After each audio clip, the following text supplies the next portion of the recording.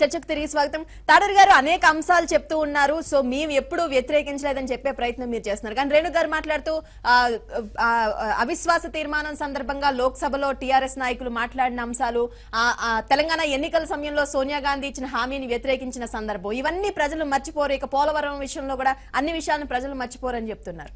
ఇదే జగన్ మైనస్ నేనేమో అక్కడి ప్రజలు ఇక్కడి ప్రజలు బాగున్నాం అనేక ఉదాహరణలు ఉటంకిస్తూ నేను మాట్లాడాను. నేను ఎంత శాంతంగా మాట్లాడుతా ఉన్నాను. తెలంగాణ ప్రజలు ఎంత శాంతంగా ఆంధ్ర ప్రజల బాగు కోరుతా ఉంటే ఆమె పార్టీ ఇంట్రెస్ట్ ని, పార్టీని గెలిపించుకోవడానికి, వారి నాయకుడిని గెలిపించుకోవడానికి ఆమె రెచ్చగొట్టే వ్యాఖ్యలు చేస్తా ఉన్నారు కదా, మీరే విన్నారు. అనేక అంశాలలో ఆమె ఏదో వైరుధ్యాలు, ఇక్కడ ఇండియా పాకిస్తాన్ వల్ల కొట్లాటలు ఉన్నట్టు ఏమైనా ఉన్నాయా మనకు? ఇప్పుడు ఆంధ్ర రాష్ట్రానికి తెలంగాణ రాష్ట్రానికి ఎక్కడ ఉన్నాయమ్మా గొడవలు? అంత హాయిగా ఉన్నారు, సంబంధాలు ఇచ్చిపుచ్చుకుంటున్నాం. ఇవాళ అనేక సంబంధాలు చూస్తూ ఉన్నాం. ఇవాళ అవన్నీ పక్కకు పెట్టి మీరు అనవసరంగా ఈరోజు రెచ్చగొట్టే ప్రయత్నం. మీరు జీరో ఉన్న కాంగ్రెస్ని హీరో చేసి రాహుల్ బాబా హీరో అనుకుంటున్నారు. మీరు దేశ ప్రధాని చేయాలని మీరు బీజేపీతో కలిసి ఉన్నంతసేపు మమ్మల్ని కూడా బీజేపీతో కలిసి ఉండకపోయాని అప్పుడు తిరుతిరి. ఇలా బీజేపీతో ఊడిపోయి మీరు బీజేపీని తిట్టేటప్పుడు మీరెందుకు తిడతలేరు బీజేపీని అని అనబడుతుంది. అంటే మీరు తిట్టినప్పుడు మేము కూడా తిట్టాలి, మీరు మెచ్చుకున్నప్పుడు మేము మెచ్చుకోవాలి. ఇది సాధ్యమా రేణుక గారు? రాజకీయాల్లో మీరు చెప్పండి. మాదొక పార్టీ, మీదొక పార్టీ. ఒక రెండోది డైవర్ట్ ఏం చేస్తున్నాను చెప్పండి. నేను చెప్పేది చెప్తాను. ఇప్పుడు వారు మాట్లాడుతున్నంతసేపు మీరు కాంగ్రెస్ తో పోతే మేము కాంగ్రెస్ తో రావాలని లేదు. మేము వైఎస్ఆర్సీపీ ఒక రాజకీయ పార్టీ. ఈ దేశ రాజకీయాల్లో మలుపు తిప్పడానికి రెండు రాష్ట్రాలు కలిసి మీరే అంటున్నారు అవిశ్వాస తీర్మానంలో కలిసి రాలేదని. రేపు వారి ఎంపీలు మీ ఎంపీలు ఏదైనా సమస్య వచ్చినప్పుడు కలిసిపోవడానికి వీలవుతుంది. మేము అంటచబుల్ ఏమన్నా మీరు ఎలా చూస్తున్నారు? మేమంతా టీఆర్ఎస్ పార్టీ అంటే ఒక అంటచబుల్ పార్టీ అన్నట్టు చూస్తున్నారు ఎందుకు? ఇలా కేసీఆర్ గారు అంటే ఒక భూతం లాగా కళ్ళలో మీకు ఎక్కడ చూసినా మీకు కనిపిస్తున్నట్టుగా. ఒక్క నిమిషం. ఒకవేళ అదే నిజమైతే మీరు అమరావతి ప్రారంభోత్సవానికి కేసీఆర్ గారిని పిలిచి మేము బ్లెస్సింగ్ ఇవ్వడము తప్ప చెప్పండి. మీరు ఇవాళ హైదరాబాద్ లో వచ్చిన సమస్య తెలంగాణ ఎన్నికలు వచ్చే వరకు కూడా అంతా బానే ఉంది. ఎన్నికలు వచ్చిన వెంటనే వాతావరణం మారిపోయింది. ఇప్పుడు అదే చర్చ. అసలు ఆత్మగౌరవం సమస్య, ఎన్నికల కారణంగానే ఆత్మగౌరవం సమస్య వచ్చింది అనేది పాయింట్. ఇప్పుడు అసలు ఆంధ్రప్రదేశ్ లో తెలంగాణలో మేమేమన్నా మాట ఇప్పుడు కాంగ్రెస్ కు తెలుగుదేశానికి ఇక్కడ తెలంగాణలో మీరేమన్నా పోటీ చేయబోతున్నారా? మీరేమన్నా స్టేక్ ఉంటే మీరేమన్నా ఆందోళన పడితే చెప్పండి, ఇక్కడ గెలవరేమో అని. ఇక్కడ రేపు ఎంపీ సీట్లకు ఏమైనా పోటీ చేస్తున్నారా? చేస్తలేరా? మీరు అయోమయ పరిస్థితుల్లో మీరున్నారు. మీరు ఏమీ లేనిది, ఇక్కడ ఏ రకంగా లేనిది తెలంగాణని అనవసరంగా ఆడిపోసుకుంటే మీకు వచ్చే లాభం ఏంటి? ఇక్కడ ఈ ప్రజలలో వ్యతిరేక భావం వస్తే మీకు లాభమా? ఇక్కడ మేము హైదరాబాద్లో ప్రశాంతంగా ఉండి మీరు వస్తూ పోతూ వ్యాపారాలు, మీరు కూడా రండి రేణుక గారు, పెట్టుబడి పెట్టండి, ఇక్కడ వ్యాపారాలు చేయండి. ఎవరొద్దన్నారు? ఏమని అంటున్నామా మేము? ఎవరైనా రావచ్చు పోవచ్చు అంటున్నాం. ఇటువంటి దశలో మీరెందుకు చేస్తా ఉన్నారు? మీరు ఒకవేళ మేము ఆ రోజుల్లో చంద్రబాబు నాయుడు గారిని మేము అన్నామని అనుకుందాం, అజ్యూమ్, లెట్ us అజ్యూమ్. మరి మేమంటే మీరు కూడా ఇప్పుడు అనాలని ఉందా? మీరు చాలా పతీతులు కదా మీరు, మీ పార్టీ. మీరు ఆ రకంగా మీరు ఇప్పుడు ఎట్లా ఎందుకు మాట్లాడుతున్నారు? మరి ఒకవేళ నిజంగా మేము తప్పు చేసి ఉంటే తెలంగాణ ఎన్నికల టైంలో మేము బాబు గారిని పూర్తిగా చూస్తే మీరు కూడా ఇప్పుడు అది చేయాలని ఉందా? సోనియా గాంధీ హైదరాబాద్ కు వచ్చి ఆంధ్రప్రదేశ్ హామీ ఇస్తా అంటే ఆంధ్రప్రదేశ్ ప్రజల మీద మీకు అంత ప్రేమ ఉంటే ఎందుకు వద్దన్నారు? అదే అంశంగా ఎందుకు ప్రజల్లోకి వెళ్ళారు? పార్లమెంటు అత్యున్నతమైనటువంటి వేదిక. పార్లమెంట్ లో మేము పార్లమెంట్ లో మేము సపోర్ట్ చేసాం. ఇక మా నాయకుడు మాట్లాడాలండి దాని మీద. ఇప్పుడు కూడా ప్రత్యేక హోదా గురించి మా కేటీఆర్ గారు చెప్పారు. ఇంకా మీకు భయం ఎందుకు? ఆహ్వానించారు రూపా గారు. ఒక్క నిమిషం. మరి ఇంత పెద్ద మీ ప్రత్యేక హోదా గురించి మీరు వద్దన్న రోజులలో మీరు బీజేపీతో ఉండి ప్రత్యేక హోదాలో ఏముంది, ప్రత్యేక ప్యాకేజీ ముద్దు అని అరుణ్ జైట్లీ గారు వెంకయ్య గారిని పెట్టుకొని అర్ధరాత్రి స్వాతంత్రం వచ్చిన వాళ్ళుగా టీవీలో కతుక్కుపోయిన ప్రజలకు మనకు ప్యాకేజీ వస్తుంది, మనకు నాబార్డు నుంచి ఇంత వస్తుంది, ఈ బ్యాంకు నుంచి ఇంత వస్తుంది అని చెప్పుకున్నది మీరు. ఆ రోజు కూడా మేము పార్లమెంట్ లో ఏమన్నాం? మా కవిత గారు ఏం మాట్లాడారు రికార్డులు చూడండి. మీరు ప్రత్యేక ప్యాకేజీ కావాలి, ప్రత్యేక హోదా వద్దన్నప్పుడు కూడా మేము మా నాయకులు అక్కడ పార్లమెంటు రాజ్యసభలో ప్రత్యేక హోదా గురించి మేము ఏం మాట్లాడాము ఒకసారి చూడండి. రెండోది రేణుక గారు, అనవసరంగా రాబోయే ఎన్నికలలో విద్వేషాలు రెచ్చగొట్టి పబ్బం గడుపుకోకండి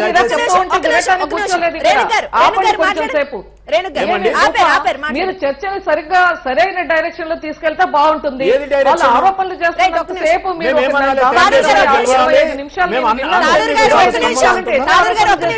నేను దానికి సమాధానం ఎలా చెప్పాలి? మీరు ఇచ్చే 3 నిమిషాల్లో వాళ్ళు 25 ఆరోపణలకు నేను సమాధానం చెప్పగలనా? అవిశ్వాస తీర్మానం గురించి తాడూరు గారు ఒక్క నిమిషం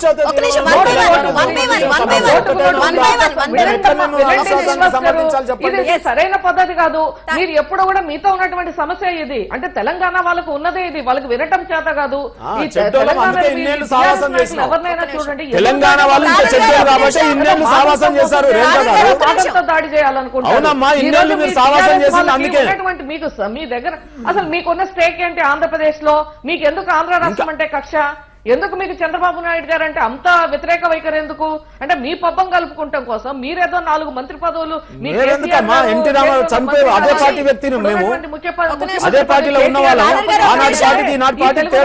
పార్లమెంటు సీట్లు బాగా సంపాదించి దీన్ని కప్పం కింద మీరు గిఫ్ట్ నరేంద్ర మోడీ గారికి ఇవ్వాలనేటువంటి ఒక దురుద్దేశమైనటువంటి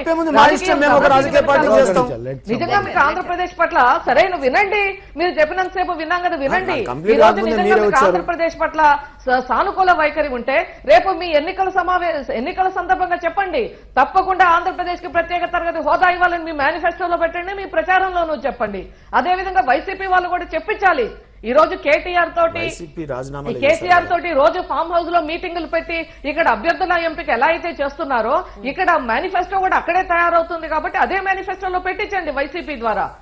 మీరు పూర్తిగా దీన్ని సమర్థిస్తామని రేపు ఎన్నికల ప్రచారంలో చెప్పండి. మీరు మొన్న తెలంగాణ ఎన్నికల సమయంలో చెప్పారు కదా, అక్కడ ప్రత్యేక తరగతి హోదా ఇస్తే మన పెట్టుబడులన్నీ పోతాయి, మనకు పారిశ్రామికంగా ఇక్కడ వెనుకబడిపోతాం, మన హైదరాబాద్ ఇంకా వెనుకబడిపోతుంది, ఇవన్నీ చెప్పారు కదా. ఇప్పుడు మీరు చెప్పండి అది కాదు, మేము దానికి అనుకూలం వెంటనే ఇవ్వాలి, అవసరమైతే కొన్ని పెట్టుబడులు ఏదైతే కేంద్ర సంస్థల్లో ఏవైతే ఉన్నాయో కొన్ని చేయండి. మీకు నిజంగా మీరు మొట్టమొదటి నుంచి కూడా మీకు ఆంధ్ర రాష్ట్రం పట్ల, ఆంధ్ర రాష్ట్ర ప్రజల పట్ల మీకు ఉన్నటువంటి ఒక ఏకభావం అనేక సందర్భాల్లో ఇక్కడ కట్టుబొట్టు మొదలు, ఆహారపు అలవాట్లు మొదలు, ఇక్కడ ఉన్నటువంటి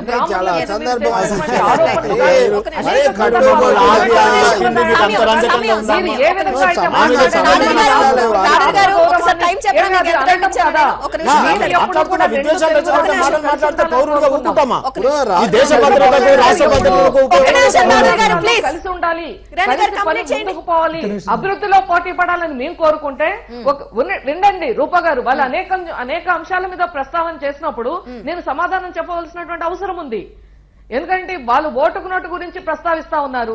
నిజంగా ఓటుకు నోటు విషయంలో ఏమీ లేని దాన్ని ఒక కేసు పెట్టి మొన్న ఏదైతే డేటా లీక్స్ చూసామో అంతా లీక్ అయిన తర్వాత ఏముంది, విజయసాయి రెడ్డి గారు ఇచ్చినటువంటి లేఖ చదివిన తర్వాత కూడా ఎలాంటి అంశము లేనటువంటి దాని మీద ఏ విధంగా వ్యవస్థని దుర్వినియోగం చేస్తూ చంద్రబాబు నాయుడు గారిని ఏదో ఒక విధంగా ఏదో ఉన్నది అనేటువంటి క్రియేట్ చేసి ఓట్లు తీసేసింది వాళ్ళు, డేటాని దొంగిలించి వైసీపీకి ఇచ్చింది వాళ్ళు, పోలీస్ వ్యవస్థను వాడి 23వ తారీఖునే ఇంట్రాగేషన్ ఇన్వెస్టిగేషన్ అంతా కంప్లీట్ చేసి దాని గురించి ప్రస్తావన లేకుండా ఏ విధంగా చేస్తున్నారో ప్రజలు గమనిస్తా ఉన్నారు.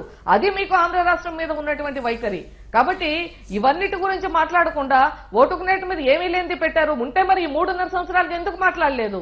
అంటే మీకు ఎలాగో ఏమీ లేదు కాబట్టి కొత్త అస్త్రం, ఒక కొత్త కేసు, ఓ డేటా లీక్స్, ఇవన్నీ ప్రజలు గమనిస్తా ఉన్నారు.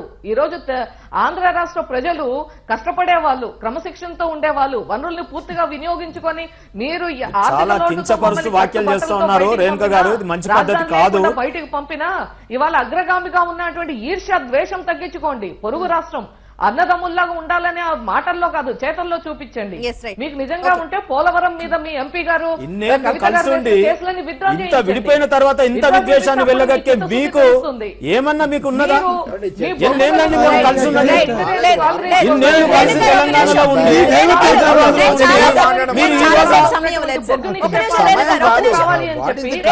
కేంద్రం మీద ఒత్తిడి తీసుకొని వచ్చి అవి మీకు వచ్చేలాగా చేసుకున్నటువంటి మాట వాస్తవమా కదా చెప్పండి.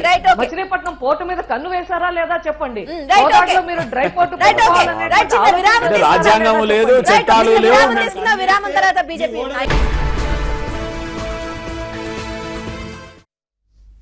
కి తిరిగి స్వాగతం. రఘునాథ్ బాబు గారు, ఇప్పుడు నాదొక పాయింట్ అమ్మా, ఇవాళ టీఆర్ఎస్ ఏదో కప్పం సామంతరాజు ఇలాంటి మాటలు మాట్లాడుతున్నారు. నేను అడుగుతున్నా, హరికృష్ణ గారి శవం పక్కన టీఆర్ఎస్ టీడీపీ కలిసి మనం కలిసిపోదాం అని అన్నప్పుడు ఎవరికి కప్పం కట్టాలనుకున్నారు, ఎవరికి సామంతరాజు అవ్వాలనుకున్నారు? ఆ రోజున నువ్వైతే ఓకే, వాళ్ళు వేరే వాళ్ళు అయితే అవి కప్పాలు సామంతరాజులు మాటలు వస్తాయి. ఆ రోజున నువ్వేం ఆలోచన చేసి ఆ రోజున ప్రపోజల్ పెట్టావు.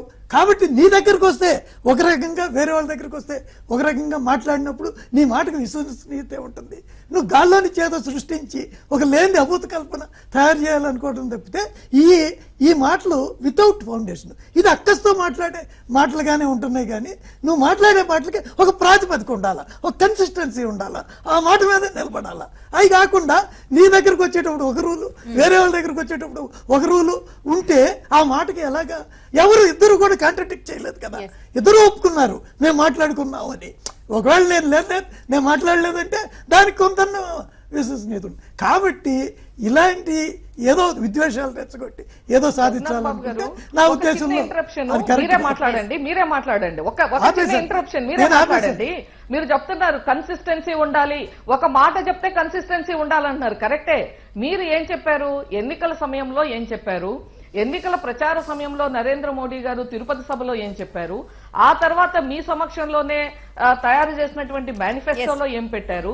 ఆ తర్వాత మొట్టమొదటి సంవత్సరం ప్రత్యేక తరగతి హోదా గురించి మీరు, మీ నాయకులు, అధిష్టానం ఏం చెప్పారు? రెండవ సంవత్సరం, మూడవ సంవత్సరంకి వచ్చేప్పుడు ఎలా మార్చారు? అది కన్సిస్టెన్సీయేనా కాదా అనేది ఒకసారి సమాధానం చెప్తే బాగుంటుంది. ఒకసారి చెప్పండి మీ మాటలు. 2014, 15, 16, 17 ఏ విధంగా మీరు ఒక గొంగలి పురుగు దీనిలాగా ఎలా మీరు మాటలు మార్చారో స్టేజ్ ఒకసారి చెప్తే బాగుంటుంది. ఇప్పుడు దానికోసమే కదా ప్యాకేజ్ ఇస్తామంటే ఒప్పుకుంది, అసెంబ్లీ తీర్మానం చేసింది, ధన్యవాదాలు తెలిపింది, సన్మానాలు చేసింది, సత్కారాలు చేసింది. ఎందుకు చేశారు? చివరికి ఏం చెప్పారు? అప్పటితో ఆపకండి. మీరు ప్రత్యేక ప్యాకేజీ అనే ఏ సమయంలో ప్రత్యేక ప్యాకేజీ ఇస్తామన్నారు? ఇక వేరే రాష్ట్రాలకు ఏది ఇవ్వమని చెప్పినటువంటి మాట వాస్తవం కాదా? మరి ఇప్పుడు మేనిఫెస్టోలో ఆంధ్రప్రదేశ్ ప్రజలకు సంబంధించిన విషయాల్లో కూడా లోక్సభలో కావచ్చు హామీ ఇస్తామని కాంగ్రెస్ పార్టీ ప్రకటించిన సందర్భంలో టీఆర్ఎస్ నాయకులు వ్యతిరేకించారు అనేది ఇప్పుడు ఆంధ్రప్రదేశ్ ప్రజలు అది గుర్తు పెట్టుకుంటారు. సో మీరు బహిరంగంగానే కలుస్తున్నారు, అందులో తప్పే ఉందని, తప్పేమీ లేదని చెప్తూనే సో ఏం చేస్తారు? ఇవన్నీ వ్యతిరేకించిన అంశాలు చూస్తారు కదా. ఆ టాపిక్ అది కాదు. ఇప్పుడు ఆంధ్ర చంద్రబాబు కేసీఆర్ వర్సెస్ సౌత్ అనే సందర్భంలో ఈ అంశాలన్నీ కనిపిస్తాయనేది అంశం. ఇప్పుడు నీకు అవకాశం వచ్చిన అవసరం వచ్చినప్పుడు ఓ రకంగా మాట్లాడుతున్నావు. మీరు కలిసిపోదాం అన్నప్పుడు ఈ రావా? అప్పుడు ఈ గుర్తు రావా? మీ ఇద్దరు కలిసి మనం సర్దుకుందామని అనుకున్నారుగా, అప్పుడు ఏమయ్యాయి? వాళ్ళు ఎందుకు వస్తాయి? అలా మాటలు మాట్లాడొద్దు. మీకు మాటలు అవసరం కొద్ది అనుకూలంగా ప్రజలు పిచ్చోళ్ళు వేరేళ్ళు నమ్ముతారు అనుకుంటే అనుకోవద్దు. ఇది నేను చెప్పాను. కానీ అది వాళ్ళ రాజకీయ ప్రయోజనాల కోసం మామూలుగా ఆడుతున్నారు, మేము కాదు. ఒక నిమిషం రెడ్డి గారు, తెలిపల్ రావు గారు. ఏమంటే ఒకటి నేను చెప్పేది, రఘునాథ్ బాబు గారు ఎంత చెప్పినా ఆంధ్రప్రదేశ్కి ఇచ్చినటువంటి హామీని వాళ్ళు అమలు జరపలేదు. తెలంగాణకు కూడా కొన్ని నిధులు అలాంటి సమస్యలు ఉండొచ్చు. తెలుగు రాష్ట్రాల పట్ల వాళ్ళేం పెద్ద బాధ్యతగా వ్యవహరించి వాటిని అసలు కూర్చోబెట్టలేదు కదా. చర్చలు కూర్చోబెట్టి ఎవరిది వాళ్ళకి చేస్తుంటే రాష్ట్రాలు ఇప్పటికి మరింత సుహృద్భావంగా ఉండేవి కదా. అందుకే అంటున్నాను, దే గాట్ వెస్టెడ్ ఇంట్రెస్ట్ అంటున్నాను, ప్రత్యక్షంగా పరోక్షంగా రకరకాల రూపాల్లో. అయితే వాళ్లే కాదు ఇన్కన్సిస్టెంట్, తెలుగుదేశం ఇంకా ఇన్కన్సిస్టెంట్. ఎందుకంటే వాళ్ళు మేము ఇవ్వము, మేము ప్యాకేజ్ అని వాళ్ళు అంటుంటే బాగుంది, గొప్పదే అని చెప్పి సత్కారాలు చేసి ప్యాకేజీ యొక్క వర్చ్యూస్ ను వివరించారు. With due regard to Renuka garu, మనకు కొంచెం ఇంట్రాస్పెక్షన్ కూడా కావాలి. ఎంతసేపు offensive is the best form of defence కాదు. కాబట్టి తర్వాత మీరు బయటకు వచ్చారు, చాలా మంచిదే. మీరు కలిసి ఉన్నప్పుడు కేసీఆర్తో కలవాలని చూశారు, ఆయన కలవలేదు. ఎవరి ఈ మూడు పార్టీలు వాటి దీని ప్రకారం అవి వెళ్ళాయి తప్ప ఎవరికి ఇందులో ప్రజలు ఇప్పుడు వారు వచ్చి ఇక్కడ ఈ ప్రజల బొట్టు వాళ్ళకి ఇష్టం లేదు, వాళ్ళు తిని అంత ఘోరంగా లేరు. తెలుగు ప్రజలు చాలా భయంకరమైన విభజన ఉద్యమం జరుగుతున్నప్పుడు కూడా నేను టీఆర్ఎస్ నాయకులతో పోట్లాడాను. మీరు ఎంత రెచ్చగొట్టినా ప్రజలు రెచ్చిపోరని ఈ రోజు కూడా చెప్తున్నాను. మీరు ఎంత రెచ్చగొట్టినా తెలుగు ప్రజలు రెచ్చిపోరు. ఫిదా సినిమా 2 చోట్ల చూస్తారు, సీతమ్మ వాకిట్లో సినిమాల చెట్టు 2 చోట్ల చూస్తారు, ఆంధ్రజ్యోతి 2 చోట్ల చదువుతారు, మా మాటలు 2 చోట్ల వింటారు. తెలుగు ప్రజలంతా ఒకరి మీద ఒకరు ఏసే భావంతో ఉన్న పరిస్థితి లేదు. ఎన్నికల్లో మీరు వేరే వ్యూహాలు చూసుకోండి, జగన్ ఎలా ఎదుర్కోవాలి ఆ విషయాలు మీరు చూసుకోండి తప్ప దానికి ఎందుకంటే బందర్ డ్రై పోర్టు మీద ఒప్పందమే కుదిరింది. బందర్ పోర్టుకు డ్రై పోర్టు సూర్యాపేట దగ్గర పెట్టాలని వాళ్ళు ఎందుకు చేయలేదు నాకు తెలియదు. కాబట్టి కుట్ర ఏం లేదు, బహిరంగంగానే జరుగుతుంది. ఏదైనా ఉంటే ఆ కుట్రను ఎలా ఛేదిస్తారు తెలుగుదేశం రాజకీయంగా చూసుకోవాలి తప్ప చంద్రబాబు నాయుడు లాంటి అనుభవజ్ఞుడైన దీర్ఘకాల పాలకుడైన ముఖ్యమంత్రి దీన్ని మరీ ఒక 5 ఏళ్ల చరిత్రను వెనక్కు తిప్పి 2014లో మనం ఎన్నికలు ఎలా చేసుకున్నామో అలా చేసుకోవాలనుకుంటే తెలంగాణలో ఉన్న వాతావరణం ఆంధ్రప్రదేశ్లో అయితే లేదు. ఆ ఒక విషయంలో తేడా ఉంది. ఎందుకంటే ఇక్కడ వీరు పోరాడి విభజించి రాష్ట్రం తెచ్చుకున్నారు, అక్కడేమో సమైక్యత కావాలి అది ఇదని అలా అనివార్య పరిస్థితుల్లో విభజనను వాళ్ళు స్వీకరించారు. ఈ భౌతిక వాస్తవాన్ని కూడా తెలుగుదేశం పార్టీ విస్మరించి కేసీఆర్ భాషలోనే అక్కడ కూడా మేము మాట్లాడతాం అనుకుంటే అదేమంతగా చెల్లుబాటు అయ్యే విషయం కాదు. మోడీ మీద ఉన్న కేంద్రీకరణ ఎందుకు కేసీఆర్ మీదకి మారుస్తున్నారో కూడా నాకు అర్థం కావట్లేదు. జగన్మోహన్ రెడ్డి ఆయన కేసులు వీటి మీద పెట్టిన కేంద్రీకరణ ఎందుకు తెలంగాణ వర్సెస్ ఆంధ్రప్రదేశ్ చేస్తున్నారో కూడా మనకు అర్థం కాదు. కాబట్టి డేటా వార్ అంటారా, మీరెందుకు వాళ్ళు చేశారు, మీరెందుకు తెలుసుకోలేకపోయారు? 23వ తారీఖు వాళ్ళు దాడి చేస్తే మీరు 5వ తారీఖున మీరు ఆక్రోశిస్తారు. అప్పటివరకంటే ఇంత అధికారం, ఇంత వ్యవస్థ ఇప్పటికైనా చట్టబద్ధంగా వచ్చి హైదరాబాద్లో కేసు చేసి ఎందుకు పోరాడదు ఆంధ్రప్రదేశ్ ప్రభుత్వం? హక్కుల కోసం పోరాడండి, వ్యక్తిగతంగా ఉండేవి మీరు చేసుకోండి, కానీ రాష్ట్రాల మధ్య మటుకు దీని యుద్ధంలాగా మార్చడం అది తెలుగు ఆంధ్రప్రదేశ్ ప్రజలు మరీ ముఖ్యంగా దాన్ని హర్షిస్తారని నేను అనుకోవట్లేదు. It is not a war between KCR and Chandrababu. It can't be. It is only a war between 3 parties or 3 major friends and 2 national parties ఆంధ్రప్రదేశ్లో వాటి మధ్య జరుగుతుంది. బట్ కేసీఆర్ కూడా ఆ విషయంలో స్పష్టత ఉందని అనుకోవట్లేదు. వాళ్ళు కూడా ఏం చేయాలో ఇంకా వాళ్ళకు కూడా అంత గజిబిజిగానే ఉన్నట్టుగా ఉంది. కాబట్టి మనం పట్టాలెక్కించి పోరాడాల్సిన దగ్గర పోరాడితే చాలా మంచిది తప్ప, ఇందాక మీరు మారీచుడు అన్నారు, మారీచుడైనా శిఖండ్ అయినా వీళ్ళందరైనా శిఖండులు కూడా ఉన్నారు మనం. కాబట్టి వాళ్ళు గుర్తు చేశారులే, మీరు దాన్ని కొనసాగించారు. ఎవరు విభీషణులు ఎవరు విషభూషణులు అనేది ప్రజలకు పూర్తిగా తెలుసు. అది జరుగుతుంది.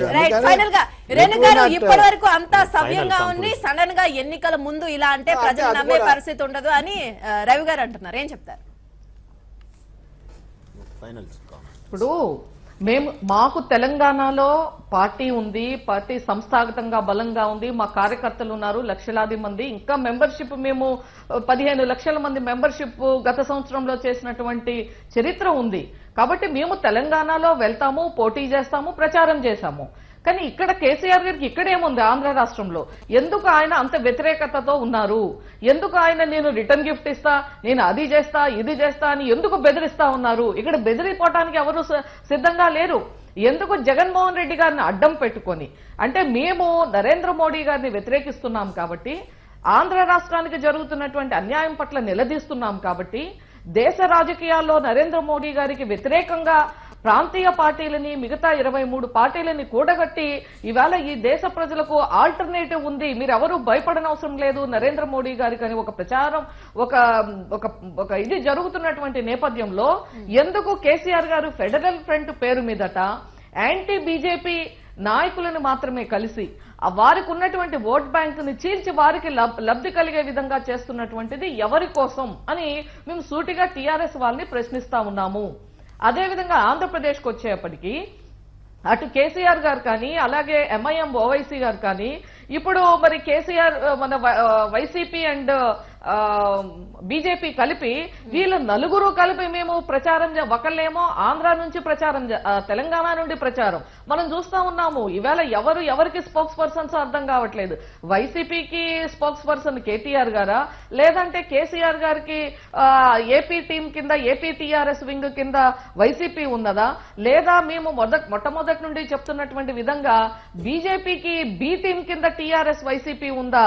ఒక సదర్న్ స్టేట్స్ లో ఎలాగో బీజేపీకి అకౌంట్ తెరిసేటువంటి పరిస్థితి లేదు కాబట్టి దేశవ్యాప్తంగా వాళ్ళకి 100 సీట్ల వరకు తగ్గుతాయి కాబట్టి ఏదో ఒక విధంగా వాళ్ళ యొక్క ఖాతాలకు తెచ్చుకోవాలంటే ఈ దక్షిణాది రాష్ట్రాల నుంచి లబ్ధి పొందాలి అనేటువంటి దానికోసం ఈ ముగ్గురు కలిపి ఓవైసీ గాని ఇటు కేసీఆర్ గారు కానీ అలాగే వైసీపీ గాని చేస్తున్నటువంటిది ఈ దేశ ప్రజలు, ఈ ముఖ్యంగా తెలుగు రాష్ట్ర ప్రజలు, అందులోనూ ఆంధ్ర రాష్ట్ర ప్రజలు గమనిస్తా ఉన్నారు. మీకు ఉన్నటువంటి పొలిటికల్ ఇంట్రెస్ట్, మీకు ఆంధ్రప్రదేశ్ మీద ఉన్నటువంటి వ్యతిరేక వైఖరి, ఎందుకు మీకు లేనట్టు అసంబద్ధంగా మీరు చేస్తున్నటువంటి అంశాలు ఉదాహరణకు చాలా క్లియర్ గా కనపడతా ఉంది డేటా లీక్స్ అనేటువంటిది ఏమీ లేనిది. అంటే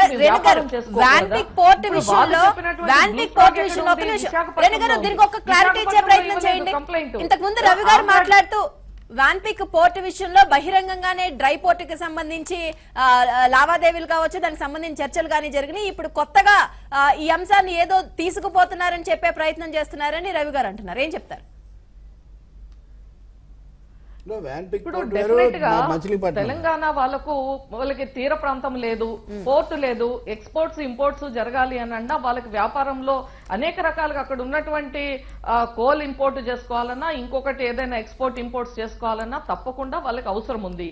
కాబట్టి దాన్ని పూర్తిగా వాళ్ళు గుత్తాధిపత్యం కావాలి అని అంటే ఇప్పుడు ఇక్కడ వాళ్ళకి అనుకూలమైనటువంటి ప్రభుత్వం ఉంటే వీటన్నిటి మీద పెత్తనం చేయొచ్చు. ఒప్పుకున్నారు రేణు గారు, చంద్రబాబు ప్రభుత్వం కూడా ఒప్పుకుంది దానికి, మీరు పొరపాటు పడుతున్నారు. ఇక్కడ చంద్రబాబు ప్రభుత్వం కూడా ఒప్పుకుంది దానికి, దాని మీద పెద్ద డైకాట్ ట్యాక్సులు కట్టే విషయంలో గానీ ఎక్స్పోర్ట్ అంటే ఎప్పుడు కూడా ఇక్కడ అవసరాలు తీరిన తర్వాత అక్కడికి అనేది ఉంటుంది. ఎందుకంటే ఏ రాష్ట్రంలో ఇప్పుడు మనం చూస్తున్నాము గ్యాస్, మన ఆంధ్ర రాష్ట్రంలో ఉన్నటువంటి గ్యాస్ నిక్షేపాలన్నీ కూడా గుజరాత్ కి ఏ విధంగా తరలి వెళ్తున్నాయి అనేటువంటి చూస్తున్నాం. ఇటువంటివి ఎవరైతే కేంద్రంలో ఉందో అలాగే మనము బొగ్గు నిక్షేపాల విషయంలో చూసాము, సింగరేణి కాలరీస్ కి ఏ విధంగా కట్టుబెట్టారు కేంద్రం అనేటువంటిది. కాబట్టి వీటన్నిటి మీద వనరుల దోపిడీ జరగాలంటే ఇక్కడ బలహీనమైన ప్రభుత్వం ఉండాలి, కేంద్రంలో వాళ్ళకి అనుకూలమైనటువంటి ప్రభుత్వం ఉండాలి. కాబట్టి ఈ ముగ్గురు కూడా ఆ విధమైనటువంటి కుట్ర ఇవాళ మేమైతే ఫైట్ చేస్తున్నాం. ఇదే జగన్మోహన్ రెడ్డి గారు గత 4.5 సంవత్సరాల్లో ఏ సందర్భంలో అయినా మరీ ముఖ్యంగా పాదయాత్ర చేసినటువంటి సందర్భంలో అనేక సార్లు ప్రస్తుతం ఇంటరాక్ట్ అయ్యారు, రోజు సభలు పెట్టారు సాయంకాలం. కానీ ఎప్పుడైనా ఒక్కసారైనా నరేంద్ర మోడీ గారిని నిలదీశారా? పొరుగు రాష్ట్రం నుంచి రావాల్సిన వాటి మీద కేసీఆర్ ని నిలదీశారా? వాళ్ళు మొన్న తెలంగాణ ఎన్నికల్లో వాళ్ళ వైఖరి ఎటువైపు అనేటువంటిది చెప్పారా? Yes, right. Thank you, Renu garu. Thank you very much, Taru garu. Thank you, Ravi garu. Thank you very much. Right. Yes. Conclude చేయండి సార్ మీరు. Yes. అన్ని నిమిషాలు టైం వారు చెప్పిన దాంట్లో ఒకటి ఉంది, రాజకీయంగా చెప్పారు అలా మేము కేసీఆర్ మోడీ తరఫున ఉన్నాడు కాబట్టి మేము ఎదుర్కొంటాము, ఆ అర్థంలో కేసీఆర్ వర్సెస్ చంద్రబాబు అంటే నాకు అభ్యంతరం లేదు. కానీ ఆంధ్ర మీద ఏదో కక్ష, ఆంధ్ర వర్సెస్ తెలంగాణ అన్న అర్థంలో అంటే మటుకు నాకు అభ్యంతరం ఉంది. ఇంకోటి మీరు కూడా చిన్న క్లారిఫికేషన్, నేను ఆర్కే గారు కూడా రాశారు, వ్యాన్ పిక్ లో కేసీఆర్ కు సంబంధించిన వాళ్ళ స్టేక్స్ ఉన్నాయి కాబట్టి అవి పోయాయి కాబట్టి ఆయన వ్యతిరేకిస్తున్నారు అన్నది ఆంధ్రజ్యోతి యొక్క ఆరోపణ. డ్రై పోర్టు మచిలీపట్నం అన్నది అది అంతర్రాష్ట్ర ఒప్పందం లాంటిది. అది అంతర్రాష్ట్ర ఒప్పందంలో ఏంటంటే వీళ్ళకి రేవు లేదు, కేసీఆర్ అన్నారు అది నేచర్స్ గిఫ్ట్, అది ఒక రాష్ట్రం భవిష్యత్తులో కూడా ఐ థింక్ చంద్రబాబు వీళ్ళు ఆల్సో దానికి అబ్జెక్షన్ పెడతారని ప్రత్యేక తరగతి హోదా విస్తానికి వీల్లేదు అని చెప్పినటువంటి మొన్న వాళ్ళు ఇదివరకు చెప్పారు, మొన్న కూడా చెప్పారు అవిశ్వాస తీర్మానం అప్పుడు కూడా చివరకు వాళ్ళు సర్దుకొని బయటకు వచ్చారు. రాజకీయంగా ఎదుర్కోవచ్చు, తప్పేం లేదు. మీరు ఎన్ని విద్వేషాలు రెచ్చగొట్టినా మేము శాంతంగా ఉండాలనే మీకు కౌంటర్ చేయట్లేదు తప్ప మీరు లేవనెత్తిన ప్రతి అంశానికి అభ్యంతరకరమే. ఇంట్రెస్టింగ్ న్యూస్ అప్డేట్స్ కొనసాగుతూనే ఉంటాయి. చూస్తూనే ఉండండి ABN Andhra Jyothi. Report you decide.